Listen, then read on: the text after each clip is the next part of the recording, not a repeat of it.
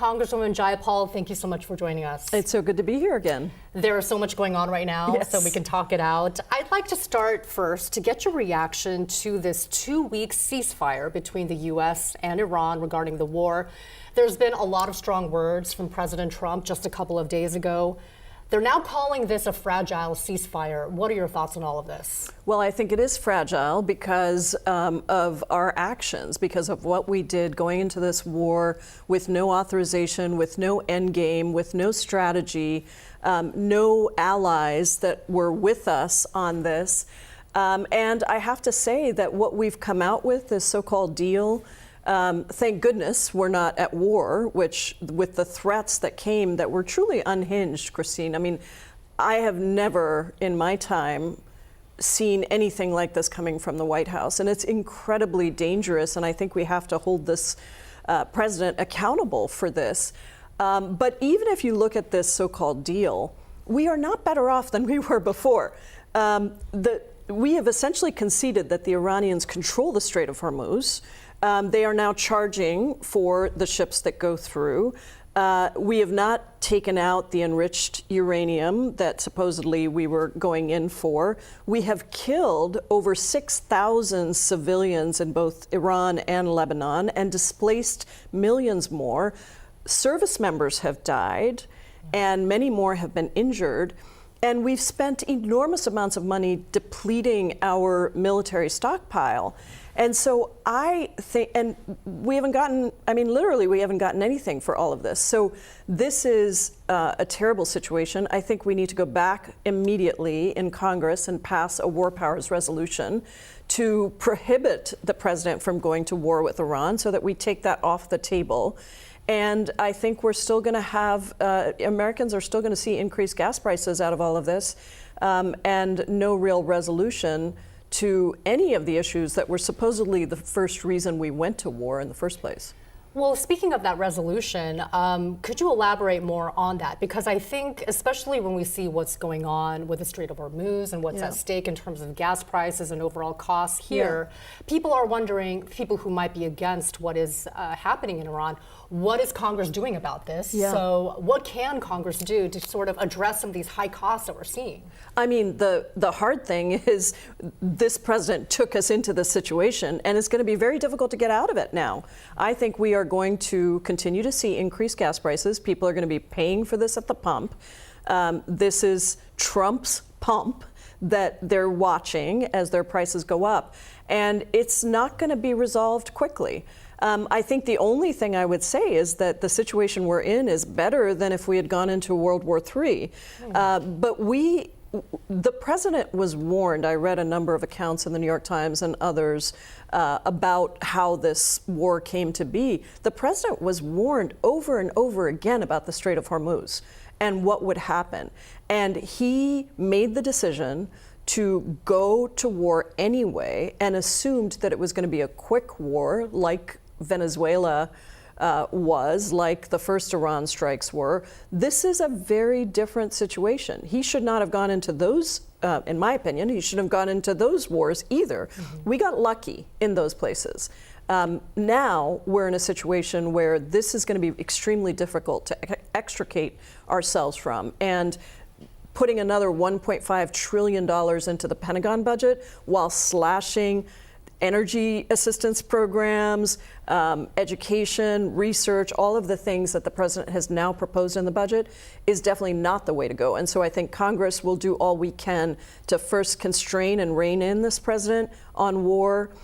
Second, to make sure that the budget that we pass and the appropriations bills we pass are investing in the American people and their daily struggles, not in more wars and more military, interventions, illegal military interventions.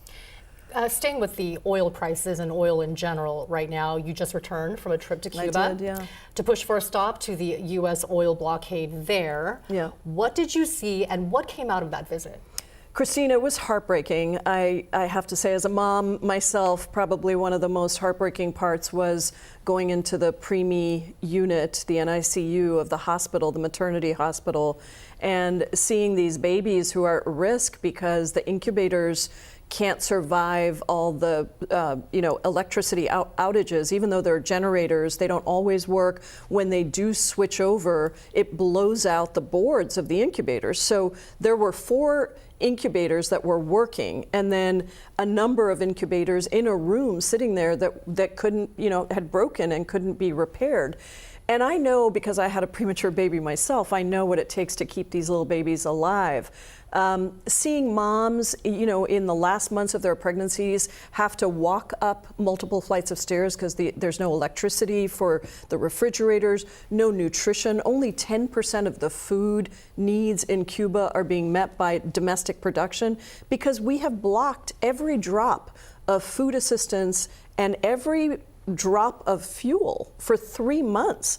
So I think this is a moment where we met with dissidents. By the way, we met with, last time I was there 2 years ago, we met with the families of political prisoners. We always bring up the human rights issues to the government when we meet with the government officials, but we meet with a wide variety of people. And across the political spectrum, it is clear that this is an illegal blockade. First of all, we don't have the right to block fuel. It is an economic bombing of the infrastructure.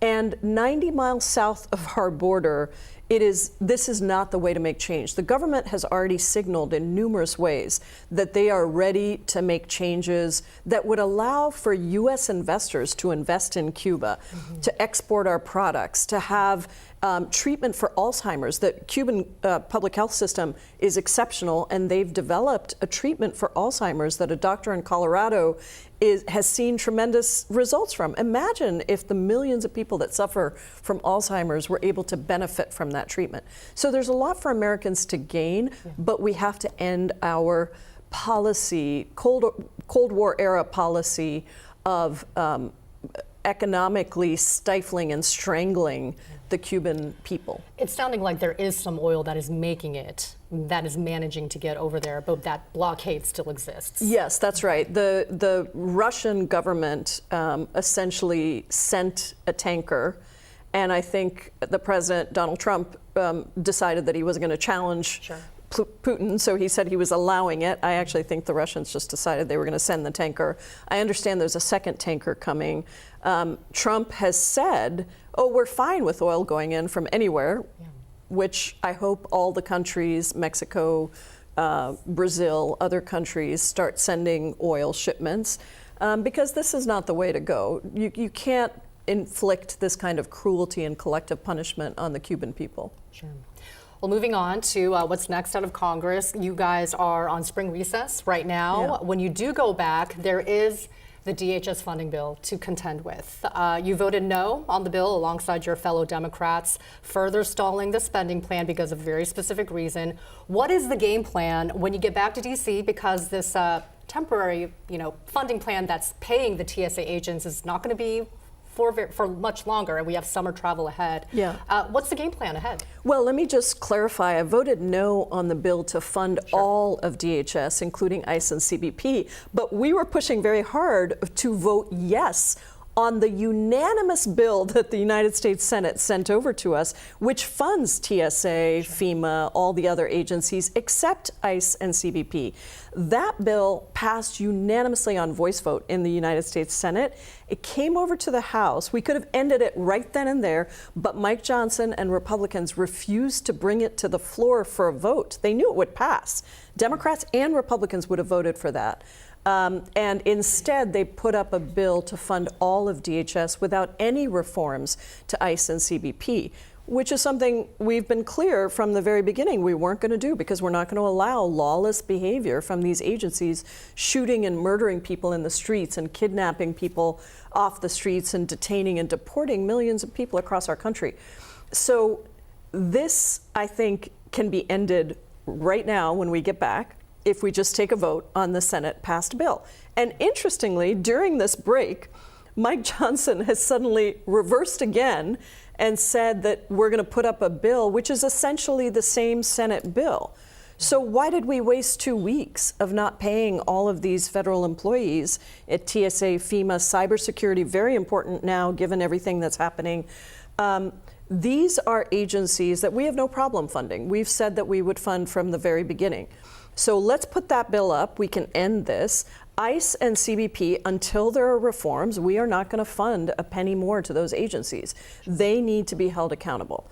And I think that that is the situation we're in. They have plenty of money because the big bad betrayal bill put $170 billion into ICE and CBP.